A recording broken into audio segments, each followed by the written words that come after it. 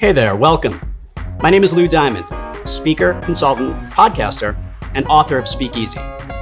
You know, in the original Speakeasies, it was real important to stay very quiet, so the police couldn't hear where your clandestine special nightclub was. Well, here, at this Speakeasy, we encourage conversations. You see, I believe that every connection begins with a great conversation. In fact, at this establishment and in my book, Speakeasy, I've put together the tips, tricks, techniques, blends, mixtures, and concoctions that you need to make more of your conversations great. Whether you're a professional looking to grow your business, a leader looking to connect your people, or an individual looking to grow your own personal connections, the lessons you'll learn in Speakeasy will help you connect, engage, and win in all of your conversations.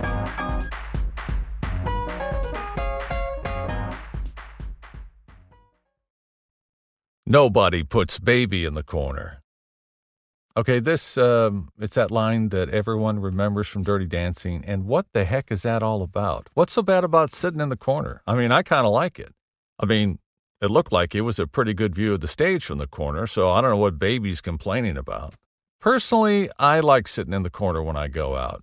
You're totally not in the way of the wait staff, and it can be kind of cozy also. So what's Johnny's problem with her sitting in the fucking corner? Settle down, boy. Settle down. But I guess we finally got me to read a funny opening from that movie. I really needed to get that one out. Feel much better. Would you like to learn from those that are taking their lives, their businesses, and their passions to the next level? Best-selling author of Speakeasy and master connector Lou Diamond is here to connect you to some of the most inspiring and amazing people on this planet. Get ready to thrive loud with Lou Diamond.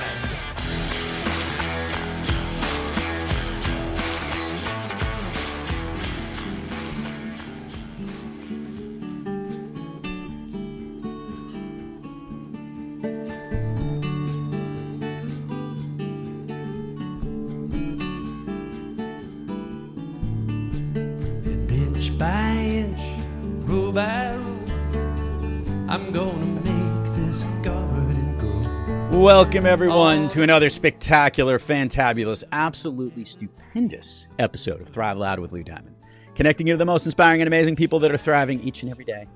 I'm your host, Lou Diamond, and today on Thrive Loud, we have a B2B tech marketing leader, author, startup mentor, and ecosystem builder with more than a decade of experience scaling SaaS companies through customer-centric marketing.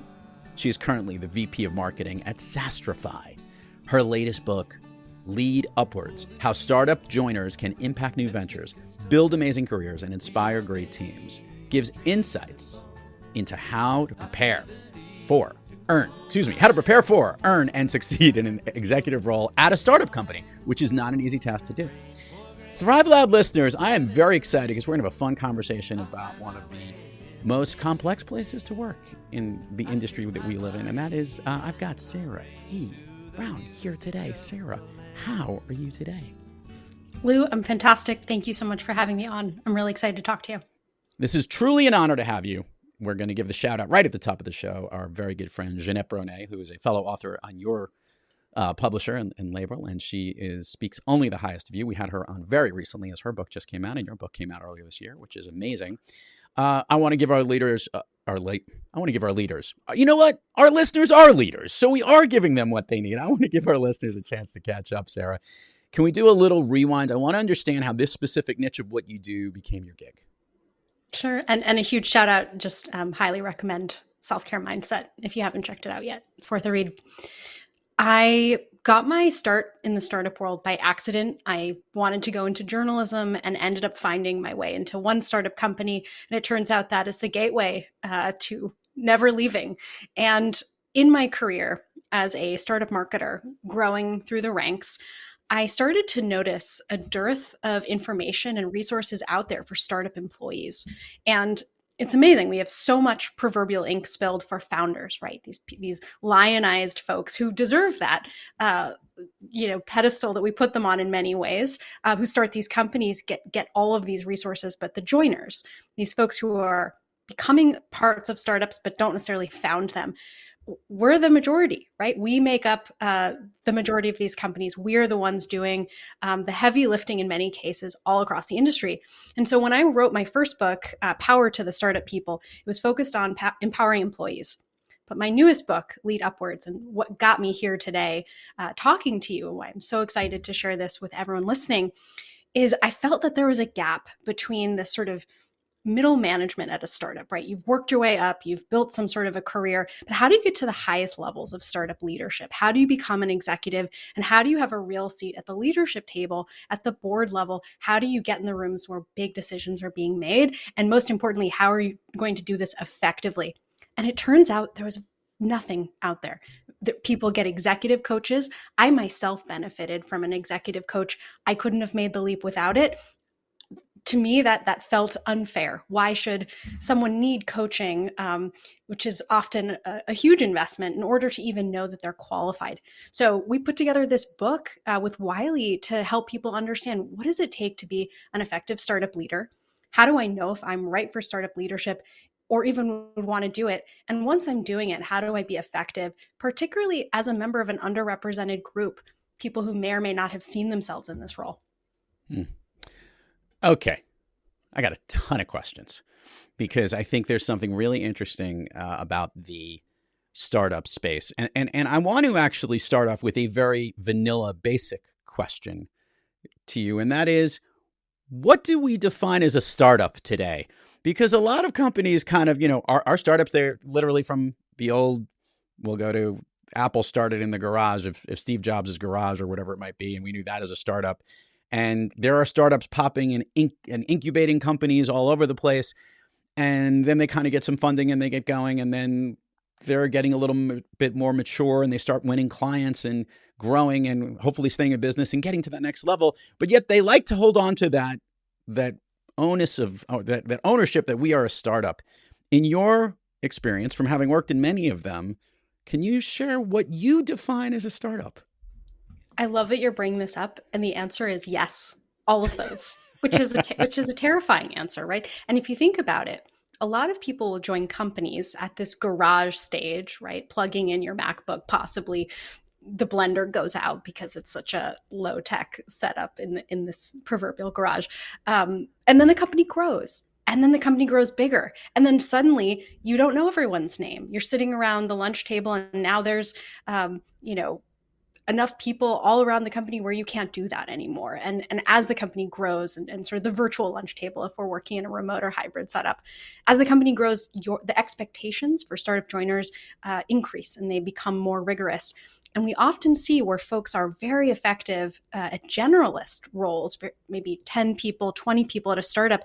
Once you get to that sort of Series A or later, the company is then expected to operate efficiently, effectively, and leaders who are joining need to scale up their skills with the company. And unfortunately, a lot of leaders get hired over because they can't make that skills gap leap fast enough. There's a time horizon, right, where you need the skills yesterday at a startup. But really, let's say you're now at this stage of maturity where in the market, there's expectations, right? So I hoped that my book would be a kind of cheat sheet if you want to do the work to get to that next stage of maturity. But here's something, Lou, that I think is really important, which is self-awareness and self-reflection. And sometimes that early stage is what gets us up in the morning. It gets us excited. And we don't want to work at a 500-person scale up. Once there's all that process in place and everyone is niched and specialized, that's not exciting to us. So there's also a lot of exercises in the book to think through, am I happy at that stage? Do I want to do that? Do I want to scale up? You don't have to. You can absolutely keep joining those early stage companies. I think it's important to be aware of what's best for you in your career. I myself was in a startup a very long time ago. Too long to share on this show, but let's just say it was the late 90s. And I watched the company grow from what was about 400 people to about close to 2,500 to 3,000 people in what was only about 18 months, maybe within that. It was hockey stick growth on not only staffing, but clients and revenue and all that stuff. And also got an opportunity to watch it go in the other direction as well, which was good and bad. I state this, though, that what I do remember was that in that smaller stage, people are asked and tasked with having to take on more responsibility as they grow because they were the earlier ones. And many people might not actually have the outside experience in helping to lead others in certain ways, leadership roles or more responsibilities or help to manage others, but have to because of the needs of what is going on at the organization at that time, and that they were one of the first people there and they want to reward these people that have been there. Let's talk about this.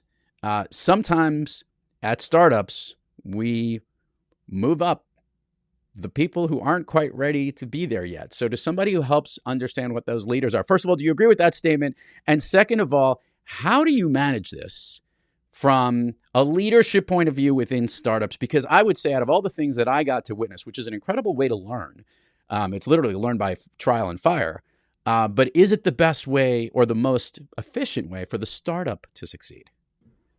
It's a lot to unpack there. I will say what you're getting at is folks who are maybe first-time managers suddenly becoming heads of departments or at least managing multiple folks and lacking all the training. And I think there's another piece to what you're talking about too, which is the idea of advancement only coming through becoming a manager. And we talk about this in the book, the importance of having an IC track and a management track, and a good startup creating career pathing as it matures will do that. But unfortunately, early stage companies often are figuring out sort of which end is up in the market and internally, right? They're figuring out all their processes and systems. So it's up to you as an individual joining to figure out, am I okay joining a company where management is promoted with no experience and I might be subject to whatever whims of the untrained manager are, which we've all been there. We've all had managers and bosses. We interviewed people in the book who talked about what good leadership looked like. And in that retelling of those stories, we can all feel and have, unfortunately, our own personal anecdotes when that wasn't the case. So I will say, if you're joining a company and you notice that people are being promoted, not necessarily being given the support and training, that might be a deal breaker for you. And as a leader, when we become a first-time manager or leader, it's very important that we do invest in our leadership because it impacts people's lives. And you mentioned sort of trial by fire and sort of learning as you were going. With that learning, I imagine, just going to take a gander here, there was potentially a lot of stress and a lot of challenge that maybe was outside of the work itself. Is that correct, or am I leading here? No, you're 100% right. And I mean, I myself had to experience it. Others I got to witness do it as well. I wouldn't become the leader that I am today if I didn't have that experience. So there was incredible, valuable things. But I'm not just talking about myself. I've seen it in helping other companies over the last 2 to 3 years and seeing what's going on, that you are hitting the fast forward button in some of these instances because the speed of growth in that startup, and a successful one, is working. And there is this undue pressure to make sure, one, you're keeping the people that are there, and there's a familiarity with those that started out as it was growing small. So the challenge is not only managing yourself as an individual in that organization, but as leaders in those organizations, managing to make sure you have the best people doing the best stuff, because what you hired initially when you did a startup is a lot different than what it is when it starts to grow to that next level of growth. This is where you agree with this, I believe. I agree. And one other point is, I think we talk about this in the book, scaling is really hard in both directions. So we're talking about folks who are learning on the job, right, or becoming sort of thrown into management roles, and we can unpack that. But we also see the opposite trend, which is seasoned adults. I don't love this term, but sort of folks who have been in the industry long enough or coming from larger companies. They've proven they can do it, being brought into a startup and unable to get on the shop floor, unable to see what's really happening. And we've all worked for leaders who are out of touch and have no sense of what's really going on. At a startup, regardless of the stage, there's this really challenging but hypercritical skill, which is called zoomability, which is going in and out of these depths, right? You need to be able to communicate at a highly detailed level what's going on with your teams and your reports. You're going to be in the weeds potentially. If you're a CMO, you're going to be reviewing customer videos and editing alongside the team. You're going to be going over press releases and channel reporting and ads and all of that, right? Really, really in the weeds. But you're also needing to zoom out to the board level and talk about the business outcomes that you're driving. And regardless of your function, you're going to need to work closely with your peers and talk about your business outcomes as they relate to their business outcomes, together moving the business forward. These are really different skill sets. And unfortunately, unfortunately, whether you're coming up or you're scaling down, it's hard. And so we need a playbook. We have to talk about it. But one thing I'll note is I don't think it's impossible to do it in either direction. And both directions bring a certain set of advantages. If you're coming from that background, a friend of mine, Erin Rand, who's quoted in the book, they said they had to knock the corporate off her when she came into the startup world. If you can imagine, there were a lot of different boundaries. She had a different orientation of how companies and people operated. She had to work through that, but she also brought a level of rigor and experience that was invaluable as she made that transition.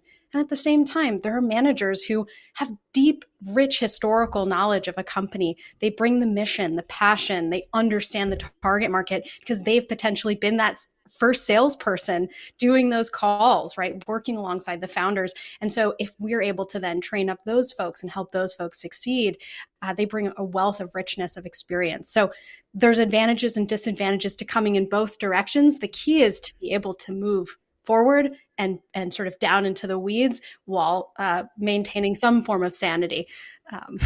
I love zoomability, by the way. Excellent way of looking at the ability to have that blimp, super duper camera lens looking up and down an organization.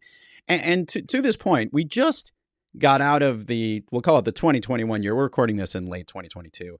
And that is that the whole Great Resignation was finding people who worked for usually larger organizations were trying to figure out what they wanted to do. They wanted to become solopreneurs. They may have wanted to try new things. And a lot of that has led to people going to startups or smaller size companies. Let's talk about this. This is a different makeup. Those who have been in many startups like yourself or have an understanding of what the startup culture is like versus those who have come from traditional corporate businesses. And you highlighted this in your last comment that there are benefits from the experience of both or more structure of another. Talk about, as a leader, how do you bring those two together? Because there are benefits in that. And there's a lot of negatives and draws from each one of them, but how do we pull out all the positives together and not only keep the underlying culture of the organization, but connect it together so that you can get the best of both worlds when a great organization is working together? Mm-hmm. I love this question because you're talking about the Great Resignation. And I would say there's a lot of situations in startups where this naturally happens all the time at certain inflection points of growth. People with different stages of maturity and specialization entering a company. For example, I've been through 6 exits now, some of them more exciting than others, but a couple where I've joined the acquiring company. So going from a really small startup or I would say medium-sized startup, as I would define it, and then potentially even I joined a public company during one of the acquisitions. And so you're creating these Franken teams of people with different backgrounds. And sometimes it's a monster, but I do think what's tended to work well, and I talk a little bit about how to navigate acquisitions, is thinking about what your unique strengths are. I always bring it back to what are you good at and what do you want to do? You're not going to be good at everything, and finding some way to get agency in whatever the changes are. And something that you brought up is this current economic climate, current volatility. We're seeing a lot of that in the startup industry that's having a pretty negative effect on tech workers' ability to kind of think through their careers. I think the key opportunities that we need to think through as we're leading through these times of adversity where there's more pressure than ever to perform, but also potentially companies are needing to make cuts or layoffs or shifts. You might need to do that as a leader on your team. These are all really challenging things that we need to acknowledge.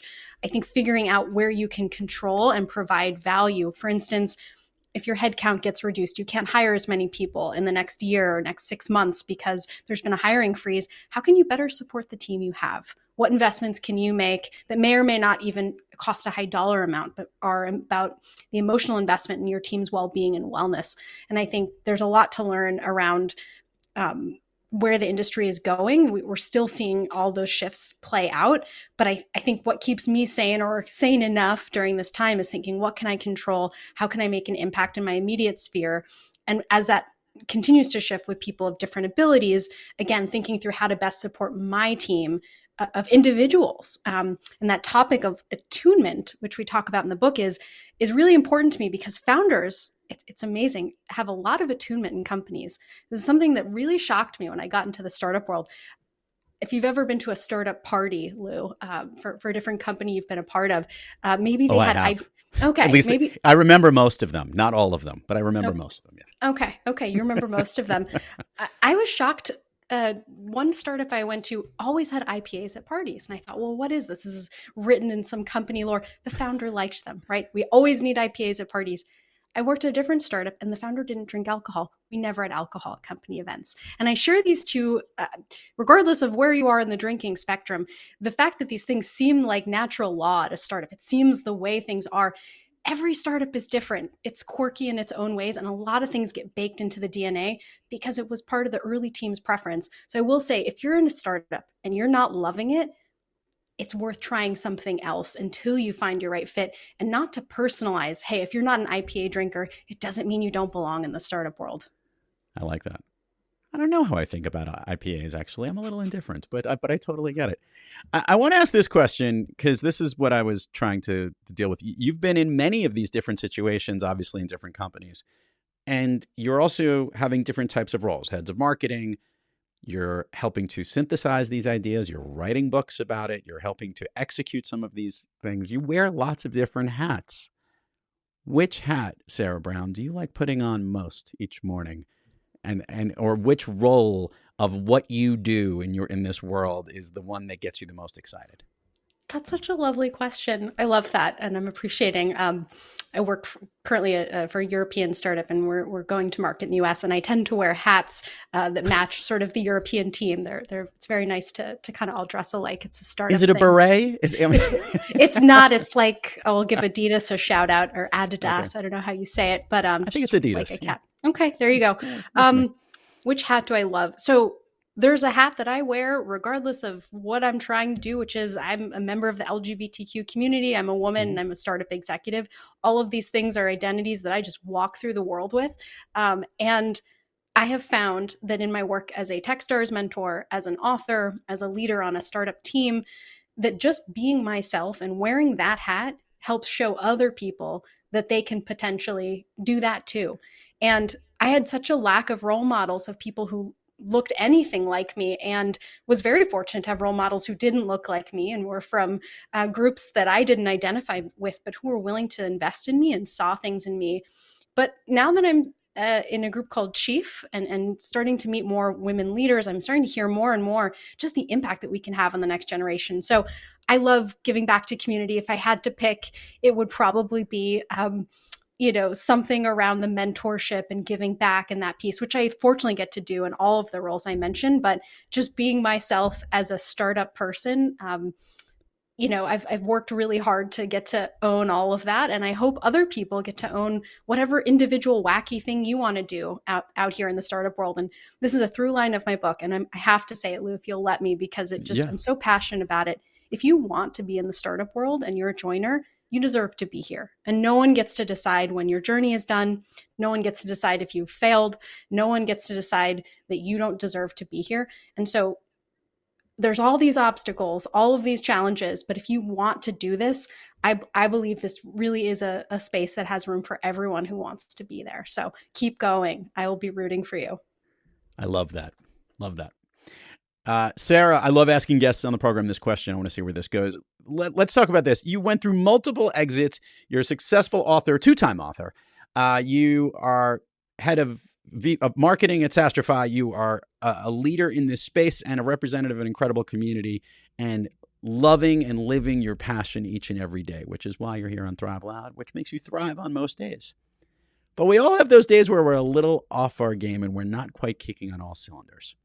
Sarah E. Brown, when you have trouble thriving, what practice do you seek, or maybe which individual do you seek out to get yourself back on the thriving track? Oh, I love that. I love that.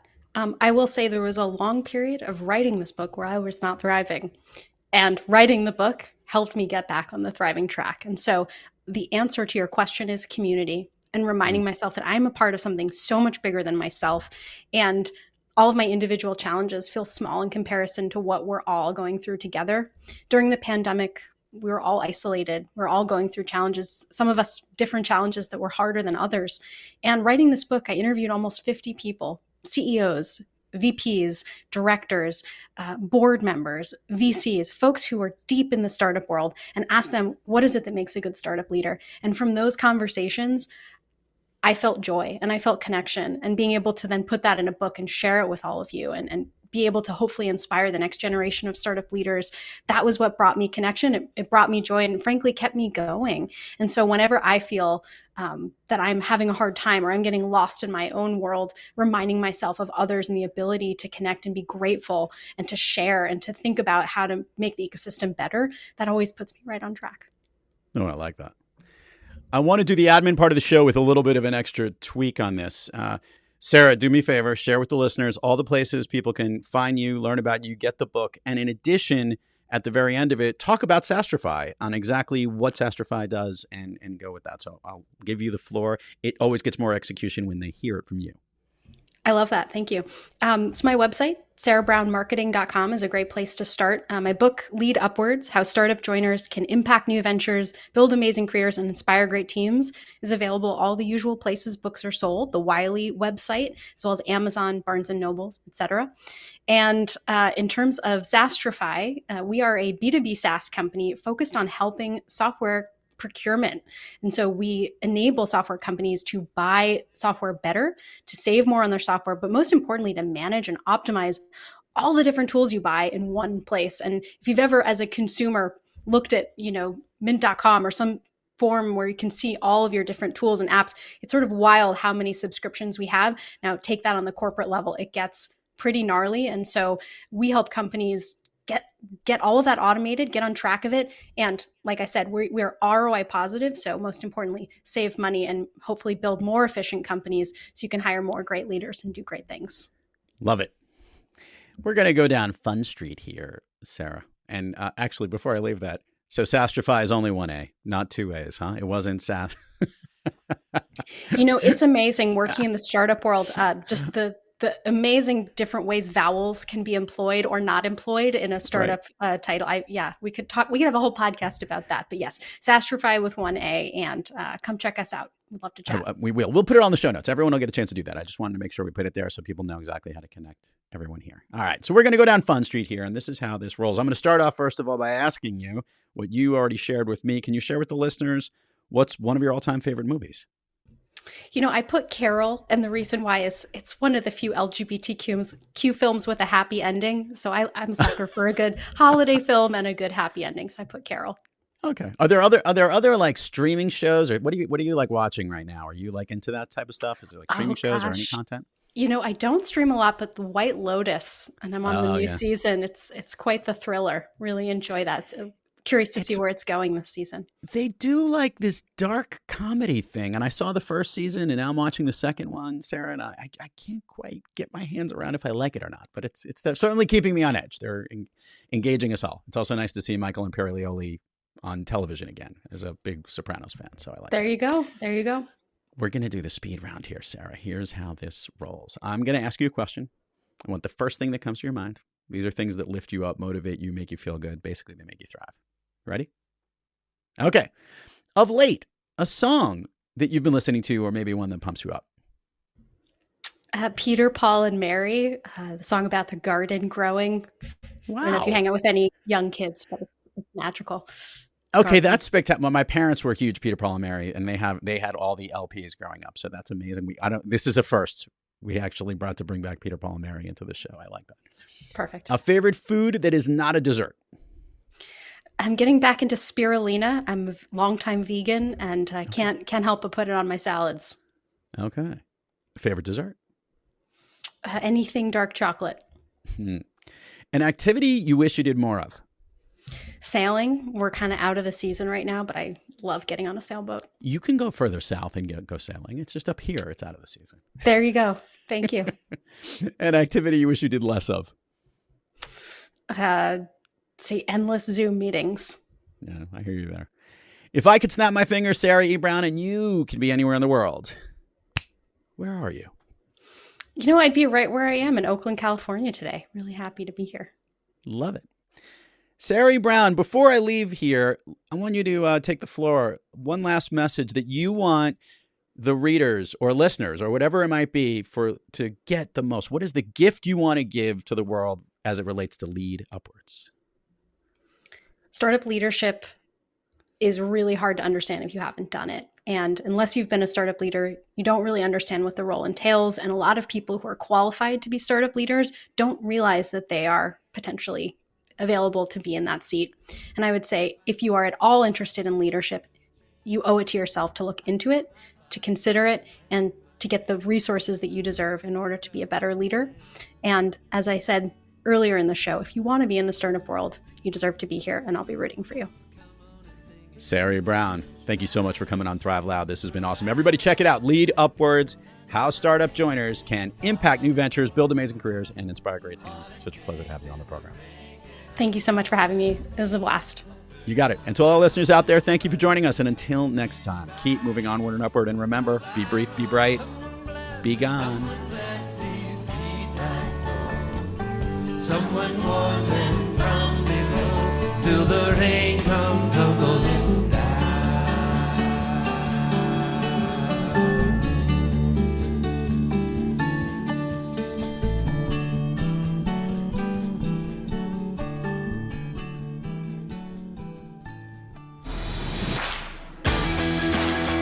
You've been listening to Thrive Loud with your host, Lou Diamond. Check us out on the web at thriveloud.com and follow us on Instagram, LinkedIn, Twitter, and Facebook at Thrive Loud. And check us out on the Good Pods app at Thrive Loud, where you can follow, listen, and connect directly to Lou and all of the Thrive Loud episodes. Thanks for listening.